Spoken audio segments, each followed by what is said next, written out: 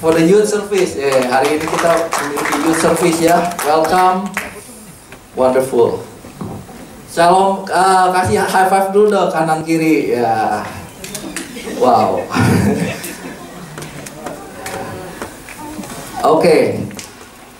Hari ini kita masih melanjutin dari sharing yang minggu lalu ya. Kalau minggu lalu sharingnya berjudul adalah The Two Sides of Wisdom. Nah, hari ini melanjuti, saya akan memberi judulnya adalah The Fruit of God's Wisdom. Oke, saya mau merecap karena minggu lalu saya hanya membahas satu poin, yaitu perbedaan dari asal. Saya akan merecap sedikit mengenai minggu lalu. So, kita pada bulan ini belajar mengenai yang namanya wisdom. Wisdom yang dari kata Greek yang berasal dari namanya adalah Sophia. Katakan Sophia. Sophia. Sophia artinya adalah the ability to think and act using the knowledge, the experience, understanding, the common sense and insight. Oke?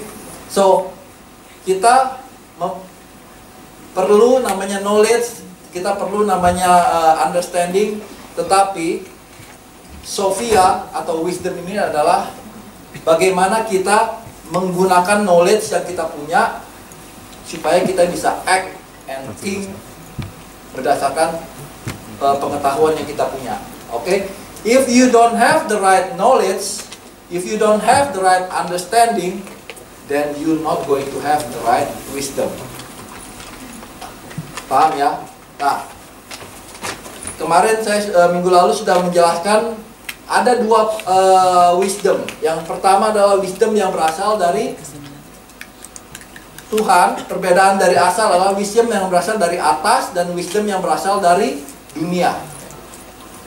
Dikatakan di 1 Korintus 1 ayat 18, sebab pemberitaan tentang salib memang adalah kebodohan bagi mereka yang akan binasa, tetapi bagi kita yang diselamatkan, pemberitaan itu adalah kekuatan Allah. I'll speak in English.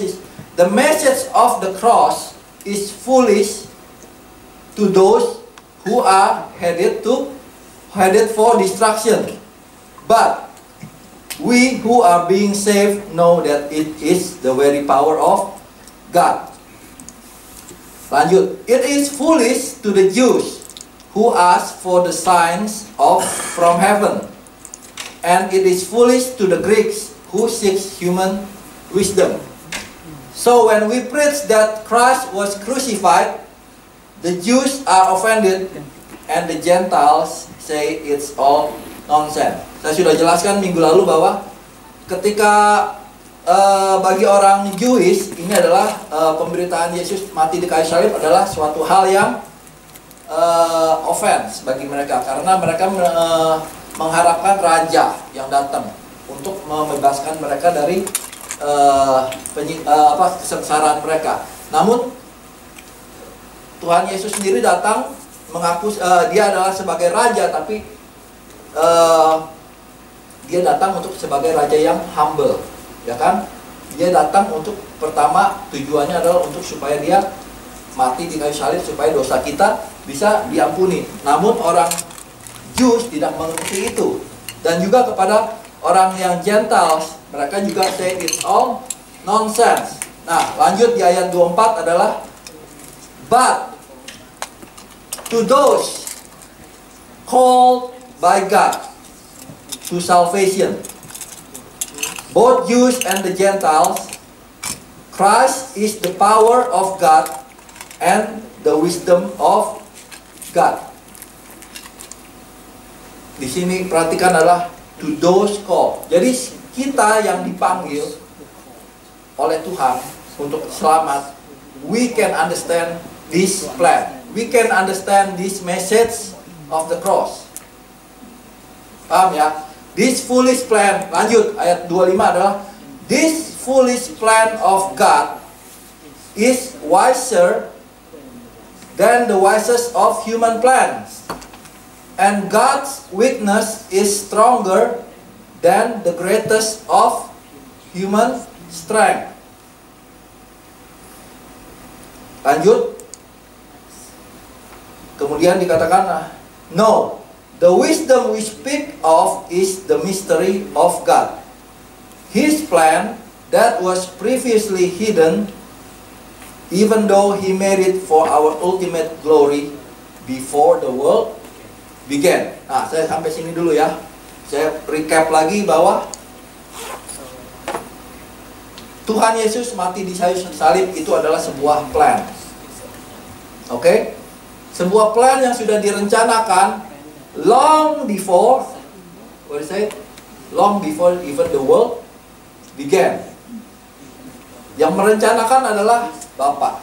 Ya, kita punya Trinity. Bapa adalah yang merencanakan dan Yesus adalah yang melaksanakan. Roh Kudus yang memberi power. Ya kan, saya nggak tahu kalian yang di iCare udah discuss apa enggak. The Trinity of God, satu Tuhan dengan 3 fungsi, 3 pribadi. Bapa, mereka adalah setara dalam hakikat kekuasaan, mereka adalah setara, 3.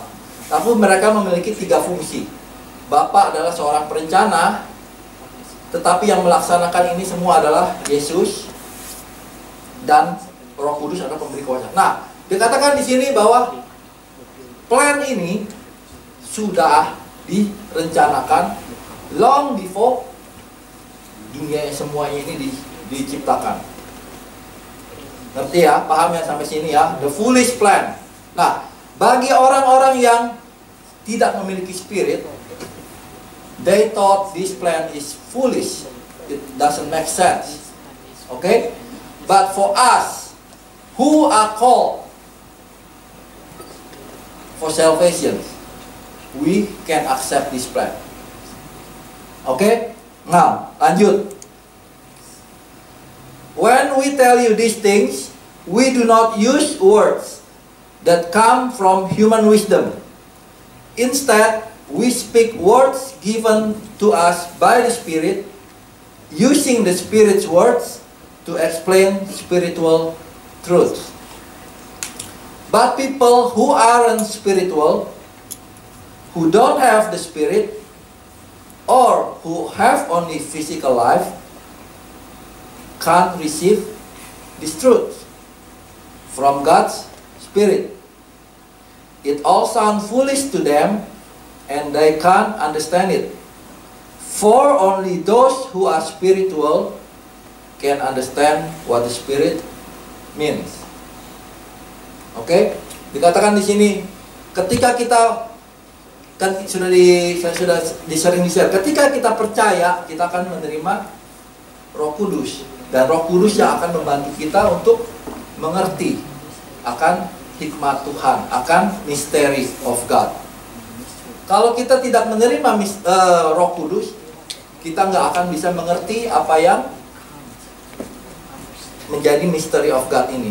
Ini Paulus yang katakan. Oke? Nah, ini adalah first is the wisdom of God from the source. Jadi perbedaannya adalah yang dari Tuhan adalah is about the plan. Bagaimana plannya itu dari Tuhan. Sekarang kita mau melihat the wisdom based on ciri-ciri. Perbedaan dalam ciri-ciri. Ciri-ciri yang membedakan adalah apa yang membedakan wisdom yang dari Tuhan dengan wisdom yang ada di dunia ini. Nah, kita baca lagi ya di Yakobus. Yakobus ini adalah kita punya tema. Yakobus 3 ayat 13 dikatakan, if you are wise and understand God's ways, prove it by living an honorable life, doing good works with the humility that comes from wisdom. Nah, Yakobus juga mengatakan di sini bahwa if you are wise and you understand God's ways, you understand God's plan, then you need to prove it. But if you are bitterly jealous and there is selfish ambition in your heart, don't cover up the truth with boasting and lying.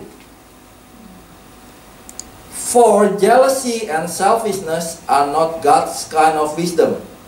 Such things are earthly, unspiritual, and demonic.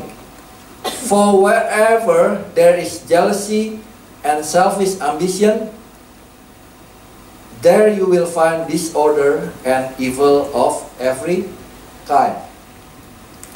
But the wisdom from above is first of all pure.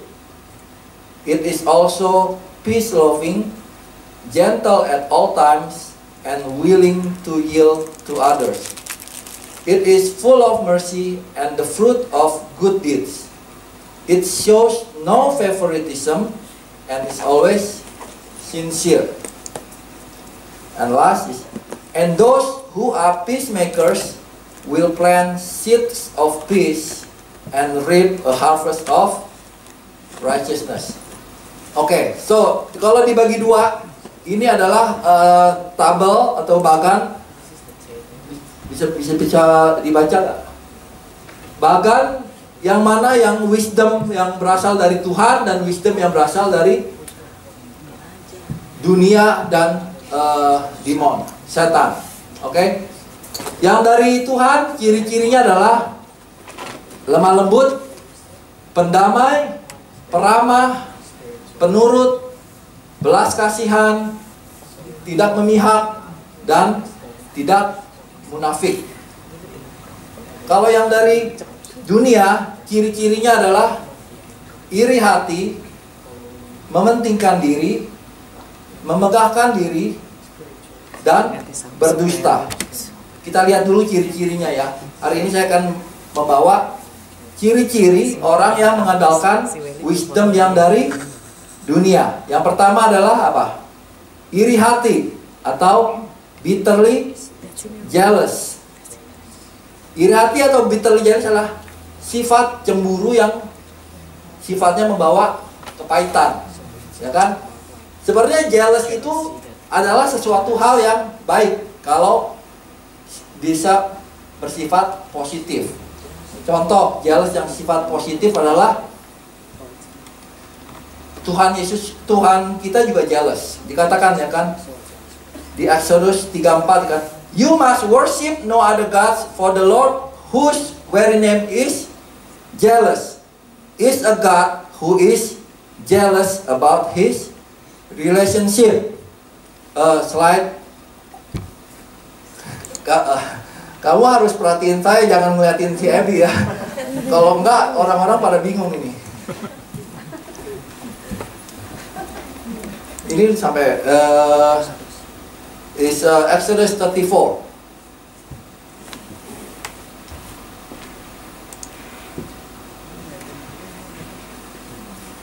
Okay. You must worship no other God, for the Lord, whose very name is jealous, is a God who is jealous about his relationship with you. Tuhan kita adalah Tuhan yang jealous. Ya kan? Saya waktu itu pernah share ilustrasi kan, bagaimana kita adalah sebenarnya calon mempelai Tuhan. Benar? Kita adalah brides-nya. Kita brides, ada Tuhan Yesus adalah groom-nya. Kalau waktu itu ilustrasinya seperti kalau kamu berpacaran, ya kan? Sebentar ya, saya ingat. Kamu berpacaran terus yang calon suaminya bilang, kamu mau nggak menikah sama saya gitu kan? Terus kata pasangan, iya saya mau menikah kamu. Wah senang banget ya. Yes, akhirnya saya dapat calon juga nih ya akhirnya. Kemudian ditanya, ya karena saking senangnya dia bertanya, kenapa sih kamu mau menikah sama saya gitu kan? Kira-kira kan harapan yang dijawabkan, oh because I love you gitu kan. Itu yang biasa normal. Cuma jawabannya adalah karena kamu kaya gitu ya. Karena kamu banyak uangnya. Karena kamu bisa memberikan saya apa yang aku mau. Kira-kira sang mantan calon suami ini akan senang apa akan sedih hatinya? Sedih. Karena apa? Yang dicari adalah kekayaan, bukannya cinta. Yang Tuhan cari dalam diri kita adalah apa? Kita mencintai Tuhan apa adanya, right? Dikatakan tadi di Roma bahwa my love with you is come with a package. Berkatku kamu harus terima, tapi juga kesengsaraanku kamu juga harus siap menerima. Amin. Nah, jealous yang sifatnya positif juga ada ditulis dalam Roma 11 ayat 11 dikatakan, did God's people stumble and fall beyond recovery? Of course not. They are disobedient. So God made salvation available to the Gentiles. He wanted His own people to become jealous and claim it for themselves. Jadi bangsa Israel itu sebenarnya adalah bangsa yang terpilih. Tapi karena mereka bandel, mereka nggak mau menerima Tuhan, makanya keselamatan ini diberikan dulu kepada Gentiles, orang yang bukan Israel. Supaya apa? Supaya mereka cemburu. Nah, cemburu ini adalah sifatnya, jealousnya sifatnya positif untuk membawa mereka mendekatkan diri kepada Tuhan. Namun ada juga jealous yang sifatnya negatif. Kalau yang sifatnya negatif, namanya bukan jealous, namanya adalah envy atau iri hati. Akan kelihatan bagaimana kita bersikap jealous dalam positif atau bersikap envy adalah ketika kita perasaan kita terhadap yang kita dengar. Kalau kita mempunyai sikap yang jealous yang positif, pasti kita akan merasa senang terhadap apa yang di-achieve oleh teman kita atau saudara kita. Benar? Seperti contoh kayak kemarin kita mendengar sebagian mungkin yang dengar kesaksian Virga di mana dia saya pakai ceritanya ya. Di mana dia seorang yang harusnya internasional mau sekolah. Wah, cuma bisa dirubah dari internasional mendapat harga domestik. Wah, itu adalah mukjizat yang pertama ya bagi dia ya. Oh, mungkin mukjizat pertama adalah bisa diterima di sekolah. Kemudian dirubah menjadi internasional menjadi domestik. Kemudian dia berdoa, akhirnya semuanya pun digratiskan. Wow, sungguh luar biasa bahwa mukjizat yang Tuhan berikan kepada saudara kita Virga ini. Nah, kalau kita jealous yang positif, pasti kita akan merasa senang terhadap teman kita yang mendapat berkat dari Tuhan. Bilang, wow, God is so good, praise the Lord, gitu kan. Cuma kalau ada juga kalau orang yang merasa envy, dia akan melakukan hal yang sebaliknya mungkin. Mungkin dia akan berkomen dengan hal-hal yang negatif. Bisa, ya kan? Nah, itu kan kembali lagi dalam diri hati kita. Seperti yang saya sudah jelaskan ya di ilustrasi yang air itu, bahwa kondisi hati Anda kan nggak ada yang tahu. Hanya dari perkataan mulut Anda yang keluar. Amin. Nah, jealous yang negatif kita bisa lihat contoh-contohnya di Perjanjian Lama seperti kisah Kain dan Abel, di mana Kain punya marah dia karena persembahan Abel yang diterima Tuhan. Dia kemudian envy. Benar? Kemudian apalagi? Contohnya Saul dan Daud. Ketika Daud berperang menang, dia kemudian balik, semuanya menyorok-nyoroki Daud. Wah, Saul langsung envy kepada Daud. Kemudian juga cerita saudara Yusuf, di mana saudara-saudaranya envy terhadap Yusuf. Nah, envy pasti ada di dalam setiap kita, karena kita adalah manusia berdosa. Anak kecil nggak usah kita ajarin, udah pasti dia berebutan, ya kan? Kakak sama adik kita nggak usah ajarin dia untuk envy, udah pasti dia bermain bisa rebutan, karena sudah dari dasarnya bahwa kita semua adalah manusia berdosa. Kita mempunyai sifat-sifat dosa itu. Semua karena apa? Kita mempunyai feeling insecure. Kita punya feeling not content. Padahal kita Kalau kita punya merasa cukup, tentunya kita nggak akan bisa envy. Cuma manusia biasanya punya feeling insecure. Sebab di mana ada iri hati dan mementingkan diri sendiri, maka di situ ada kekacauan dan segala macam perbuatan jahat. Nah, ini ciri yang pertama, envy. Ciri kedua adalah mementingkan diri atau selfish ambition. Selfish, kita udah tahu ya, hanya mikirin diri sendiri. Selfish itu cuma maunya me, and me. Yang pasti orang yang selfish pasti akan menjadi orang yang apa? Greedy, serakah. Karena mau, semuanya mau. Ya kan? Nah, orang yang greedy itu adalah, tahu nggak, orang yang greedy itu adalah penyembah berhala. Ada di ayatnya adalah di Efesus 5 ayat 5 dikatakan, you can be sure that no immoral, impure, or greedy person will inherit the kingdom of Christ and of God. For a greedy person is an idolater, worshiping the things of this world. Nah, hati-hati kita ketika kita greedy ataupun selfish. Ini dikatakan di sini bahwa if you are greedy, you won't inherit the kingdom of Christ. Hal greedy bukan cuma greedy akan hal-hal duniawi. Kita juga bisa greedy akan hal yang spiritual. Contoh, murid Yesus, Yakobus dan Yohanes. Ingat kisahnya di Markus 10. Sebenarnya ada di Matius 10 juga, di mana Yakobus dan Yohanes datang kepada Yesus. James and John, the son of Zebedee, came over and spoke to him. Teacher, they said, we want you to do us a favor. Yesus menjawab, what is your request? He asked. They replied, when you sit on your glorious throne, we want to sit in the place of honor next to you, one on your right and the other on your left.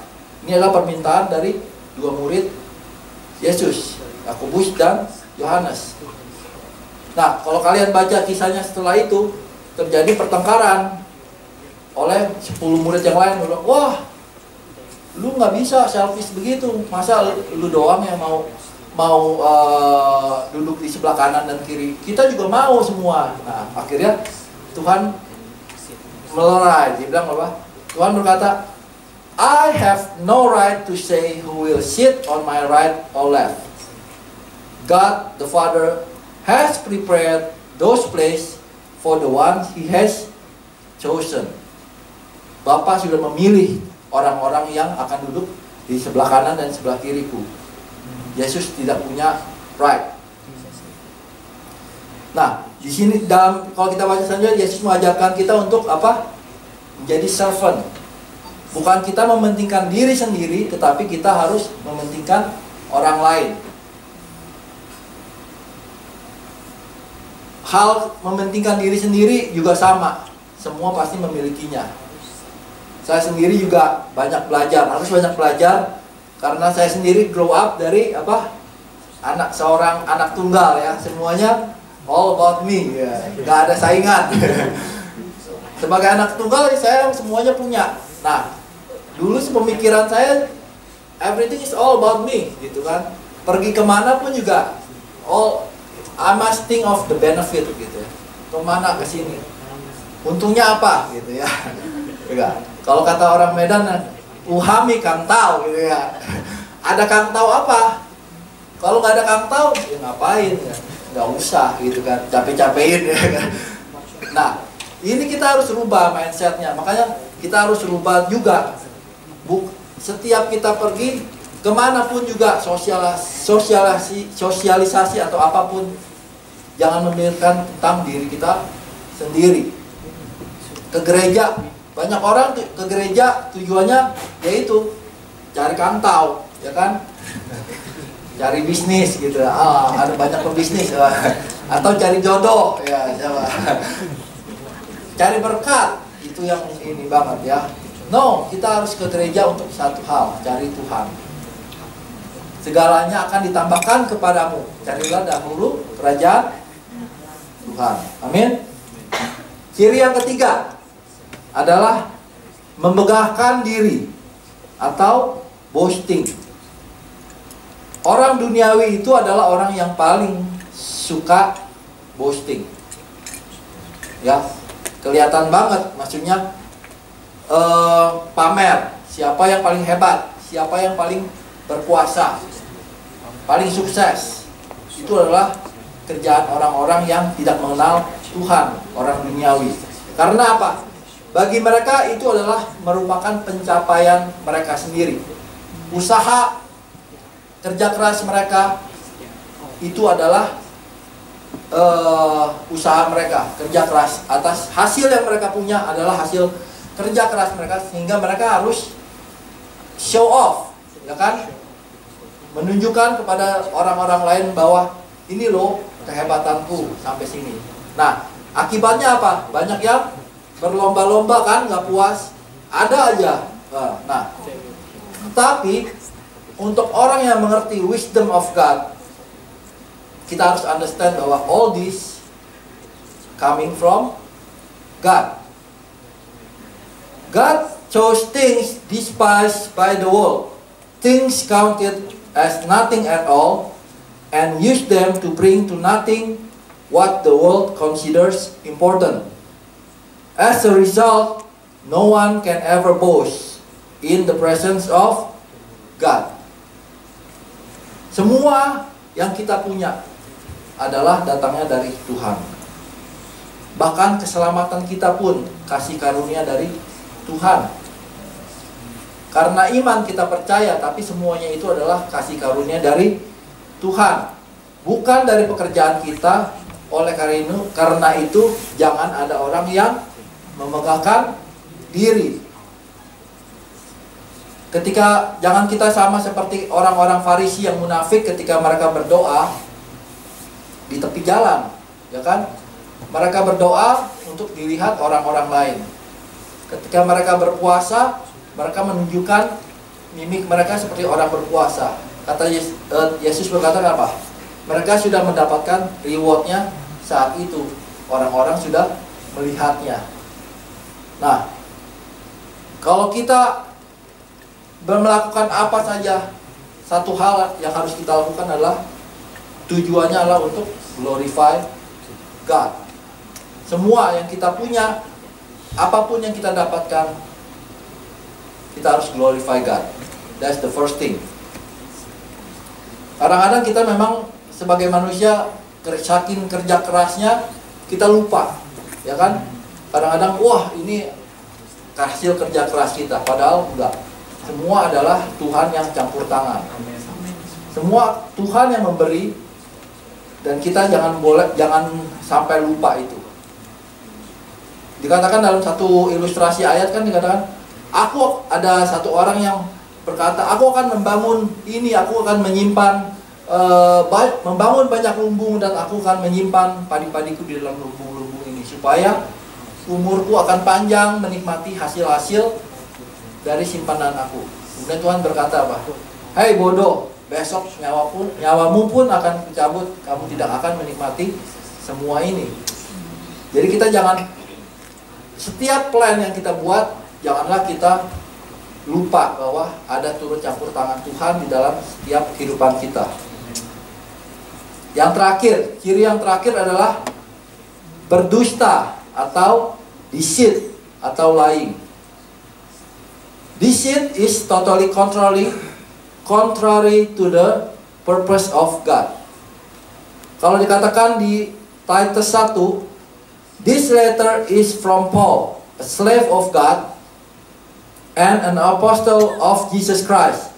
I have been sent to proclaim faith, to strengthen the faith of those God has chosen, and to teach them to know the truth that shows them how to live godly life.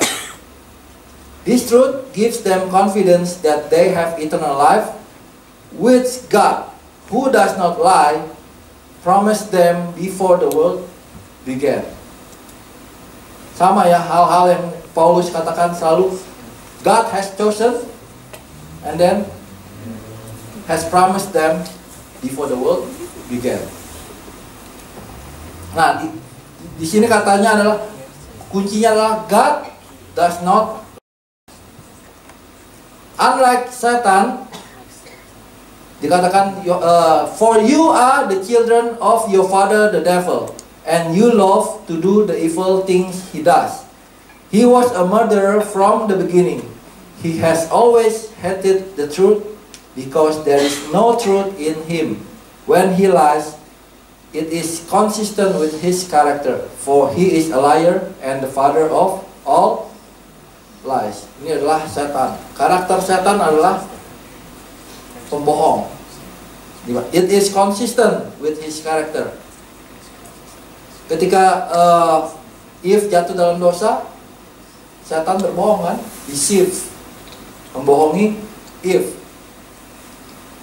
Nah, kita juga dalam hidup ini juga sama. Jangan kita hidup menyesatkan orang, membohongi orang.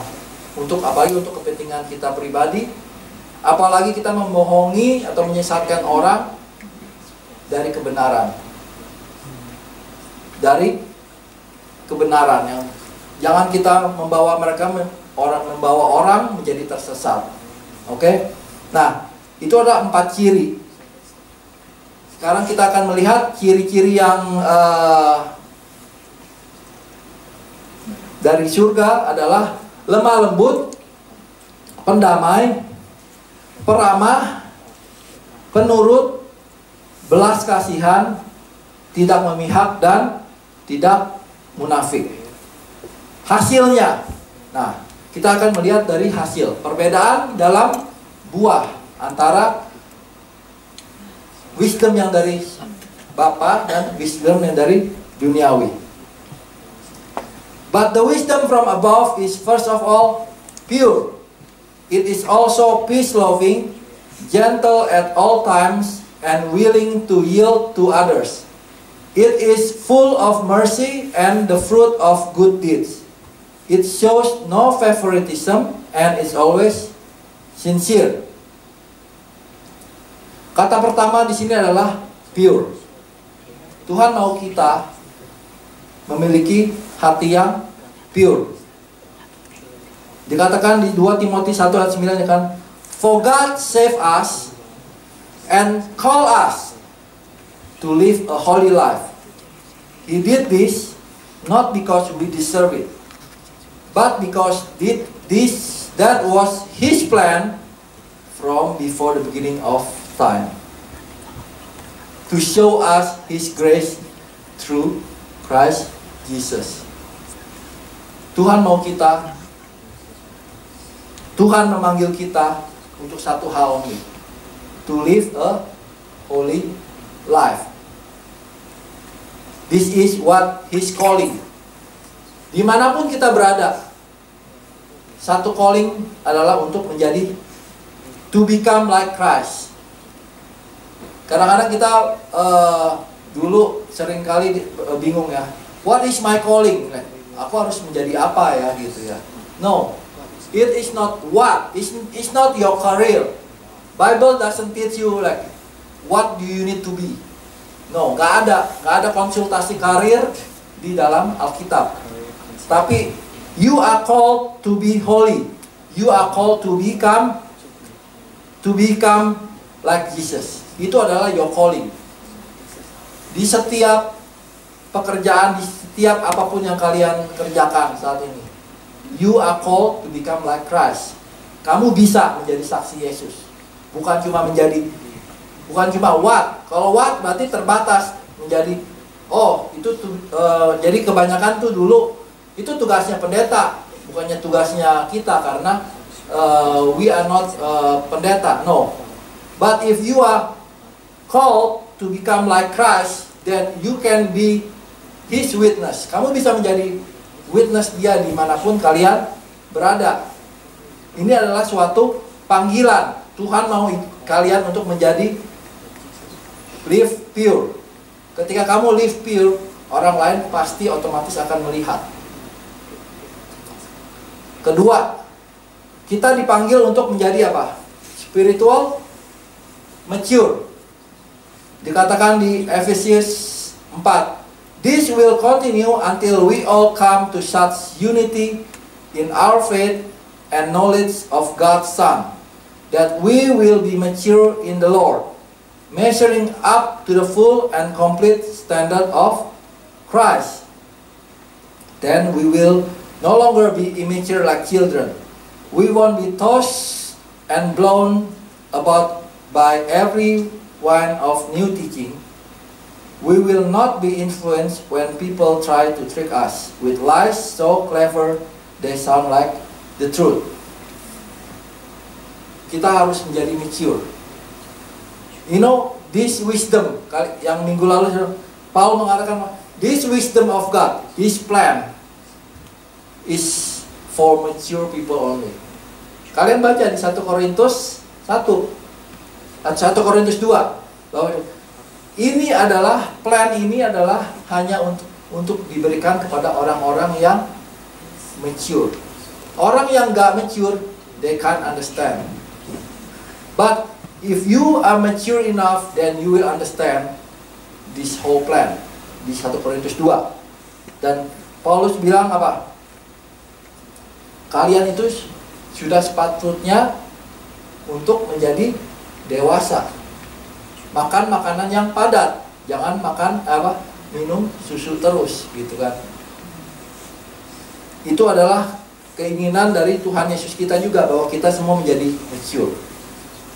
Yang terakhir adalah we are called to be peacemakers.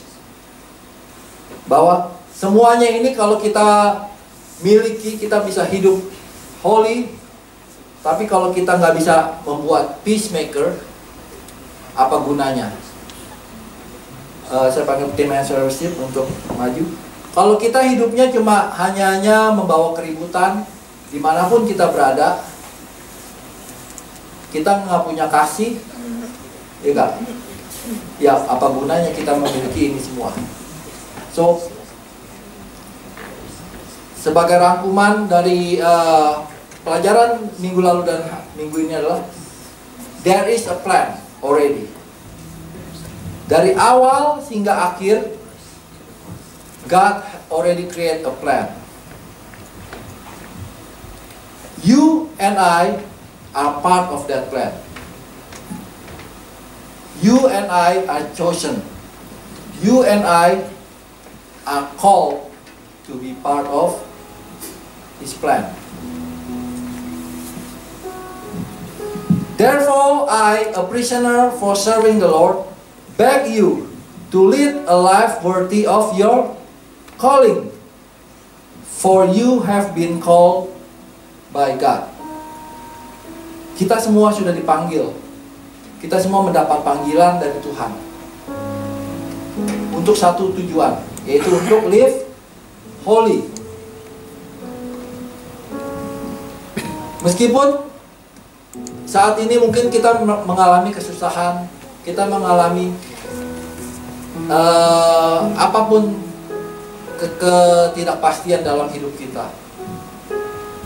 Tapi kita harus tahu satu hal, bahwa God's plan is always higher than our plan. Karena Tuhan melihat dari sisi Dia di atas. Dia bisa melihat jauh ke depan. Dan inilah yang dikatakan oleh the wisdom of God, ya kan? Wisdom is how you act and how you think based on the knowledge. So kalau kita memiliki pengetahuan mengenai this plan, we know this plan, then we need to think carefully and act according to His plan. Paham ya? Kalau Tuhan sudah memiliki rancangan yang terbaik, yang Dia sudah ciptakan, yang Dia sudah tentukan dari awal sampai akhir, dan apa yang sudah tertulis di dalam Alkitab itu adalah semua rancangan yang terbaik. Kita bisa baca the ending, kita sudah tahu apa endingnya. Nah, satu hal yang kita harus lakukan adalah to trust Him. We know that He is the way maker. He is the light in the darkness. He is the miracle worker. Dia bisa melakukan semua hal itu, asalkan kita berserah kepadanya. Amin. The glory that await us in the end is better than the suffering that we are enduring right now. Kesusahan yang kita hadapi saat ini, apapun itu juga, just wait for a little bit longer, then we will be able to get the glory yang Tuhan janjikan di akhir zaman ini.